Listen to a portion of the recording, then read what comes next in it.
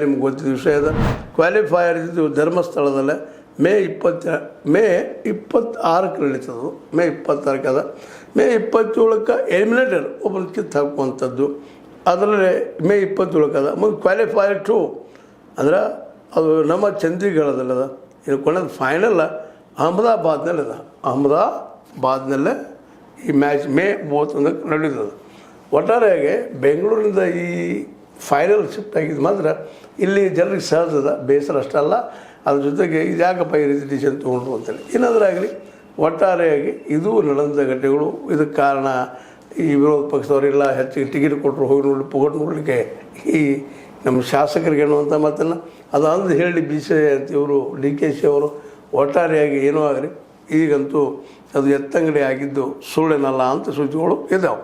ಇನ್ನು ಸಹಜದ ಯಾವುದಾದ್ರು ಕ್ರಿಕೆಟ್ ಅನ್ನುವಂಥ ಈ ಒಂದು ಗೇಮ, ಅದರಲ್ಲೂ ಕನ್ನಡಿಗರಿಗೆ ಕರ್ನಾಟಕದಲ್ಲಿ ನಡೀತದ ಫೈನಲ್ ಅನ್ನುವಂಥ ಖುಷಿ ಇತ್ತು.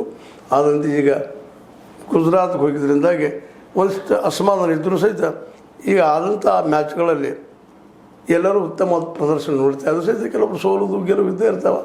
ಸೋತವ್ರಂತ ಹೊರಗೆ ಹೋಗುವಂಥದ್ದು ಇರ್ತದೆ, ಗೆದ್ದವರು ಮುಂದೆ ಹೋಗುವಂಥದ್ದು ಇರ್ತದೆ. ಆ ದಿಶೆಯಲ್ಲೇ ಫೈನಲ್ಗೆ ಮೋಸ್ಟ್ಲಿ ಒಂದು 3 ಟೀಮ್ಗಳಲ್ಲಿ ಬರ್ಬೋದೇನೋ ಅಂತೇಳಿ. ಒಂದು ಈಗ ನಿಮ್ಗೆ ಗೊತ್ತಿದೆ ಪಂಜಾಬ್ ಕಿಂಗ್ಸು, ಎರಡನೇದು ರಾಯಲ್ಸು ಬೆಂಗಳೂರು, ಮುಂದೆ ಸನ್ರೈಸು ಮತ್ತು 6 ಟೀಮ್ಗಳು ಬರ್ಬೋದು ಆ ಫೈನಲ್ಗೆ. ಇದರಲ್ಲಿ 4ರಲ್ಲಿ ಯಾವುದಾದ್ರೂ 2 ಅಂತೇಳಿ ಮತ್ತು ಚರ್ಚೆಗಳು ನಡೀತಾ ಇದ್ದಾವೆ.